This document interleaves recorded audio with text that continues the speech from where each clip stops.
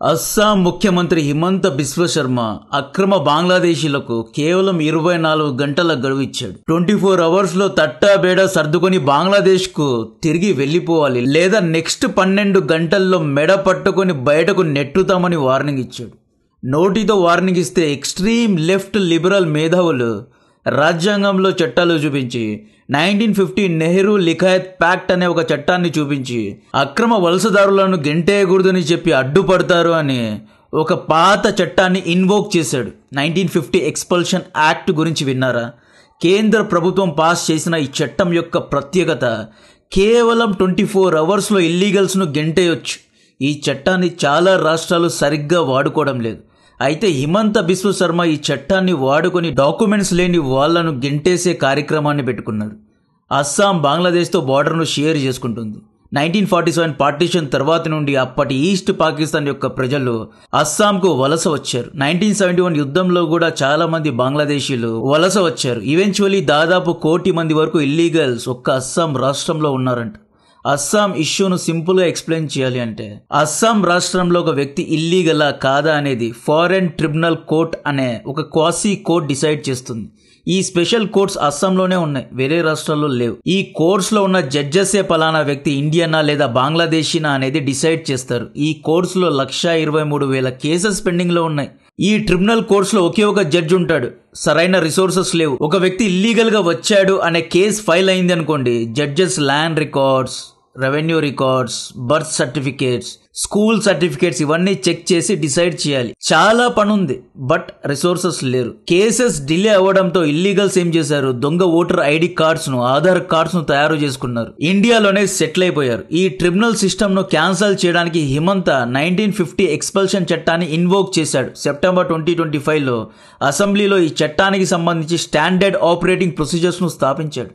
ఇప్పుడు ఎలా అంటే, ఒక వ్యక్తి ఇల్లీగల్గా చొరబడ్డాడు అనే డౌట్ వస్తే చాలు, డిస్ట్రిక్ట్ కలెక్టర్స్ లేదా ఎస్పీ ఇంటికి నోటీస్ పంపుతాడు. కేవలం 10 రోజుల్లో birth certificate, caste certificate, Aadhaar proof submit చేసి తాను ఇండియనే అని నిరూపించుకోవాలి. లేదు అంటే 24 గంటల్లో గెంటేసే రైట్స్ మన రాజ్యాంగంలో ఉన్నాయి. ఒకవేళ 24 గంటల్లో ఇతను స్వతహాగా వెళ్లిపోలేదు అంటే బలవంతంగా గెంటేస్తారు లేదా జైల్లో పడేస్తారు. 1947 పార్టీషన్ తర్వాత చాలా మంది బంగ్లాదేశీలు అస్సాంకు వలస వస్తున్నారు అని చెప్పి సర్దార్ వల్లభాయ్ పటేల్ అండ్ టీం ఒక చట్టాన్ని 1950 ఎక్స్పల్షన్ లాను స్థాపించారు. దీన్ని అప్పటి ప్రధానమంత్రి నెహ్రూ గారు కూడా ఆమోదించారు. అయితే అదే టైంలో నెహ్రూ గారు పాక్ మొదటి ప్రధాని అయిన లిఖాయత్ ఖాన్తో మైనారిటీ ప్రొటెక్షన్ ఒప్పందం చేసుకున్నారు. ఈ ఒప్పందంలో ఇండియాలో ఇల్లీగల్గా చొరబడిన మైనారిటీస్ను గెంటేయకూడదు. At the same time west and east పాకిస్తాన్లో ఉన్న హిందువులను కూడా పాకిస్తానీ ప్రభుత్వం గెంటేయకూడదు. It's an mutual agreement. Nehru ఏమనుకున్నారు, మనం ఇల్లీగల్గా ముస్లిమ్స్ను గెంటేస్తే పాకిస్తాన్ కూడా హిందూస్ను గెంటేస్తుంది అనుకున్నారు. సో డీల్ చేసుకుందామని చెప్పి ఒప్పందంలో సైన్ చేశారు. కట్ చేస్తే నెహ్రూ గారి లిఖాయత్ యాక్ట్ వల్ల లాభపడింది పాకిస్తాన్, బంగ్లాదేశ్ దేశాలు. 1947లో వెస్ట్ పాకిస్తాన్లో 20% హిందువులు ఉంటే ఇప్పుడు 1.6% పాకిస్తాన్లో హిందువులు ఉన్నారు. అప్పటి ఈస్ట్ పాకిస్తాన్ అంటే ఇప్పుడు బంగ్లాదేశ్లో 12% హిందూస్ ఉంటే ఇప్పుడు 2025లో కేవలం 1 or 2% హిందువులే మిగిలారు. మనం మైనారిటీలపైన జాలితో అందరినీ అలో చేసుకున్నాం. 1947లో ఇండియాలో 10.4% ముస్లిమ్స్ ఉంటే ఇప్పుడు 15% ఉన్నారు. ఇండియాలో ముస్లిమ్స్ చాలా హ్యాపీగా ఉన్నారు, తమ యొక్క సంఖ్యను పెంచుకుంటూ పోతున్నారు. బట్ పాకిస్తాన్లో, బంగ్లాదేశ్లో హిందువులు తరిగిపోతున్నారు. హిందువులను కన్వర్ట్ చేస్తున్నారు లేదా చంపేస్తున్నారు. రీసెంట్గా బంగ్లాదేశే చూసుకోండి, షేక్ హసీనాను గెంటేసి నింద మొత్తాన్ని భారత్ పైన వేసి షేక్ హసీనాకు హిందువులే సపోర్ట్ చేస్తున్నారు అని చెప్పి హిందువులను బూచిగా చూపించి హిందువులను టార్గెట్ చేశారు. బట్ మనం అలా చేయం. మనం చాలా సెన్సిబుల్గా ఆలోచిస్తాం. భారత్లో చాలా మంది ముస్లిమ్స్ భారతదేశ హితం కోసం పనిచేశారు. అయితే కొంతమంది గతి తప్పిన వాళ్ళు, కొంతమంది బ్రెయిన్ వాష్ కాబడిన వాళ్ళు భారతదేశానికి వెన్నుపోటు పొడుస్తున్నారు. ముఖ్యమైన ఉదాహరణే డాక్టర్ నెట్వర్క్. చదువుకున్న డాక్టర్సే వెన్నుపోటు పొడిచారు, ఢిల్లీలో బ్లాస్ట్ చేశారు అండ్ సూసైడ్ బాంబింగ్ను నార్మలైజ్ చేస్తున్నారు. ఇక్కడ ఇల్లీగల్స్లో చాలామంది పాకిస్తాన్ ఎజెండాతో భారత్లో ఉగ్రవాదం చేస్తున్నారు. పాకిస్తాన్, బంగ్లాదేశ్ తెలివిగా మైనారిటీస్ను నాశనం చేసింది. మనం సెక్యులర్గా, లిబరల్గా, సోషల్గా వెళ్ళాం. బట్ పాకిస్తాన్ క్రమక్రమంగా డెమోక్రసీ నుండి ఇస్లామిక్ రిపబ్లిక్ ఆఫ్ పాకిస్తాన్ అయింది. షరియా చట్టాలను కూడా వీళ్ళు స్థాపించగలరు. బంగ్లాదేశ్ కూడా డెమోక్రసీ నుండి లిబరల్ సోషల్ నుండి ఏమైంది, ఇస్లామైజేషన్ వైపు వెళ్తోంది. ఇక్కడ పాక్ బంగ్లాదేశ్ ప్రభుత్వాలది తప్పు లేదు, తప్పు మనదే, మన వాళ్ళకే బుద్ధి లేదు. ఈ లిఖాయత్ అనబడే తుగ్లక్ యాక్ట్ కారణంగా చాలా గొప్పదైన 1950 ఎక్స్పల్షన్ చట్టాన్ని చాలా మంది పట్టించుకోలేదు. అయితే హిమంత బిశ్వ శర్మ చాలా స్మార్ట్ గా ప్లే చేశారు. ఎక్స్పల్షన్ యాక్ట్ ను సుప్రీంకోర్టులో ఇన్వోక్ చేయించి 24 గంటల గడువు ఇచ్చి అందరినీ గెంటేస్తున్నాడు. రీసెంట్గా ఢిల్లీ బ్లాస్ట్లో భారత్లో ఉంటూ మనది తింటూ మనకే వెన్నుపోటు పొడిచిన వాళ్ళపైన కూడా ఇలాంటి ఒక ఎక్స్పల్షన్ యాక్ట్ను తీసుకురావాలి. రాజ్యాంగంలో బ్యాక్ స్టాబింగ్ యాక్ట్ అని తీసుకొచ్చి 24 గంటల గడువు ఇవ్వాలి. ఎవరైనా జైష్ కోసం, జమాతే మొమినాత్ కోసం ఇండియాలో ఉగ్రవాదం చేస్తే అటువంటి వారిని జైల్లో పెట్టి వారి యొక్క ఫ్యామిలీ మెంబర్స్ అందరినీ పాకిస్తాన్కు లేదా బంగ్లాదేశ్కు గెంటేయాలి. అస్సాంలో ఉన్న 1 కోటి మందిని ఫిల్టర్ చేస్తున్నారు. ఇందులో ఎవరైనా ఉగ్రవాదం చేయాలి అని చూస్తే అటువంటి వారిని గెంటేస్తున్నారు. ఈ ఎక్స్పల్షన్ చట్టాన్ని ప్రతి ఒక్క రాష్ట్రంలో అమలు చేయాలి. యాక్చువల్లీ 1950s కేంద్ర ప్రభుత్వమే స్వయానా ముందుకొచ్చి రాజ్యాంగంలో జోడించిన ఒక చట్టం ఇది. దీనికి మార్పులు చేర్పులు చేసి అన్ని రాష్ట్రాల్లో అమలు చేసుకోవచ్చు. నెక్స్ట్ ఎస్ఐఆర్ గురించి మాట్లాడాలి. ఎస్ఐఆర్ అంటే సిస్టమిక్ రివిజన్ రిపోర్ట్. ఎస్ఐఆర్ను ఎలక్షన్ కమిషన్ ఆఫ్ ఇండియా నిర్వహిస్తోంది.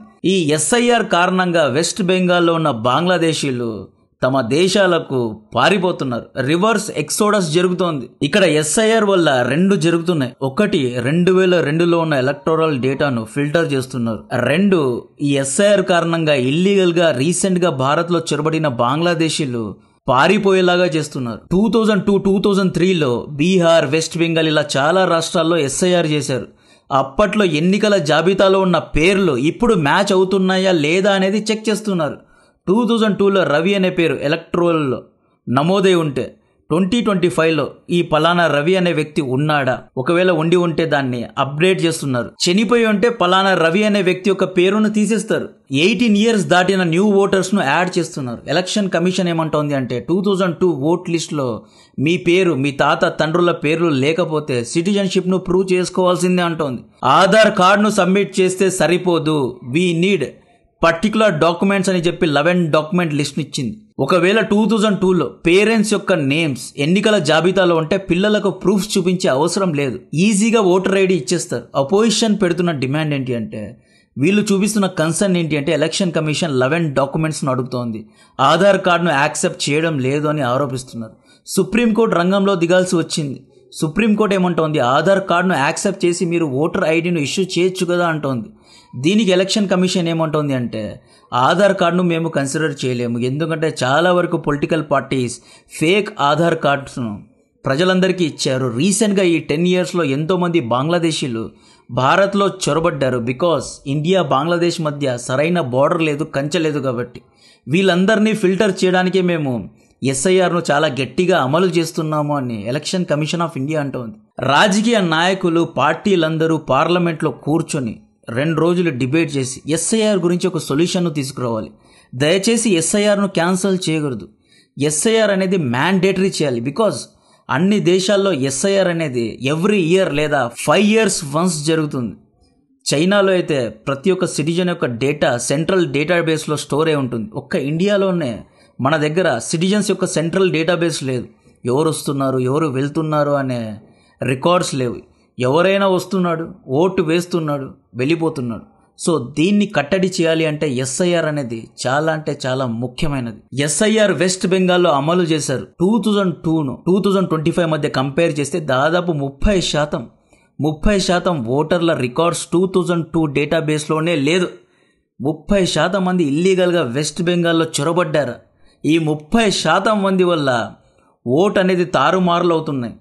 పొలిటికల్ పార్టీస్ వరుసగా గెలుచుకుంటూ పోతుంది. దీది ఏం చేసిందని ఇన్నిసార్లు గెలిచింది? ఎక్కడో ఈవిడ మైనారిటీస్ పట్ల సింపతి చూపిస్తుంటుంది.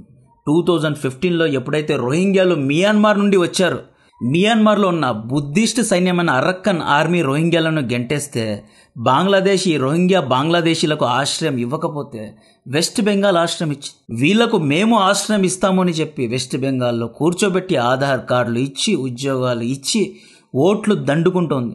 సో ఎస్ఐఆర్ అనేది వెస్ట్ బెంగాల్లో గేమ్ చేంజర్ అవ్వనుంది. దాదాపు 1500 మంది బంగ్లాదేశీలు ఎస్ఐఆర్ ప్రకటించిన వెంటనే పారిపోతున్నారు, బంగ్లాదేశ్కు వెళ్ళిపోతున్నారు. రివర్స్ ఎక్సోడస్ జరుగుతోంది. ఎస్ఐఆర్ ప్రకటించిన తర్వాత నార్త్ 24 పర్గనా, హకీంపూర్ బోర్డర్ వద్ద చాలా మంది బంగ్లాదేశీలు కనిపించారు. మన ఆర్మీ వీళ్ళను పట్టుకొని ఎక్కడి నుండి వచ్చావని బయోమెట్రిక్ డేటాను కలెక్ట్ చేసుకొని గెంటేస్తున్నారు. వెస్ట్ బెంగాల్లోనే దాదాపు 1.2 crores ఇల్లీగల్స్ ఉన్నారంట. 1.2 crores ఇల్లీగల్ ఓటర్స్ ఉన్నారు. వీళ్ళను పట్టుకోవాలి అంటే ఎస్ఐఆర్ జరగాల్సిందే. ఎస్ఐఆర్లో ఏమవుతుంది అంటే బూత్ లెవెల్లో ఉన్న కార్యకర్తలు, గ్రౌండ్లో ఉన్న టీం ఇంటింటికి వెళ్ళి ఫిజికలీ చెక్ చేస్తుంది. ఒకవేళ 2002లో పలానా వ్యక్తి యొక్క రికార్డ్ లేకపోతే 11 డాక్యుమెంట్స్ను సబ్మిట్ చేయాలి. సో వీళ్లకు చెక్ పెట్టాలి అంటే ఎస్ఐఆర్ను నిర్వహించి వెస్ట్ బెంగాల్లో ఉన్న 1.5 బంగ్లాదేశీలను గెంటేస్తే తప్ప వెస్ట్ బెంగాల్ అనేది డెవలప్మెంట్ బాటకు వెళ్ళదు. వెస్ట్ బెంగాల్ బంగ్లాదేశ్లో ఉన్న హకీంపూర్ బార్డర్ వద్ద ఉన్న దాదాపు 300 ఇళ్ళు ఖాళీ అయిపోయాయి. రాత్రికి రాత్రే తట్టాబేడ సర్దుకొని పారిపోయారు. సో ఈ విధంగా ఉంటుంది. బంగ్లాదేశీలు భారత్ యొక్క ఫ్యూచర్ను డిసైడ్ చేస్తున్నారు, భారత్లో ఓటు వేస్తున్నారండి. ఇంత దరిద్రంగా తయారైంది. సో ముఖ్యంగా నార్త్ ఈస్ట్ రాష్ట్రాలు ఎందుకు డెవలప్ కాలేదు, సౌత్ ఇండియా ఎందుకు డెవలప్ అయింది అంటే because of this illegals only. నాకు కంటెంట్ నచ్చితే వీడియోను లైక్ చేయండి, ఛానల్ను సబ్స్క్రైబ్ చేసి అందరికీ షేర్ చేయండి. జై హింద్.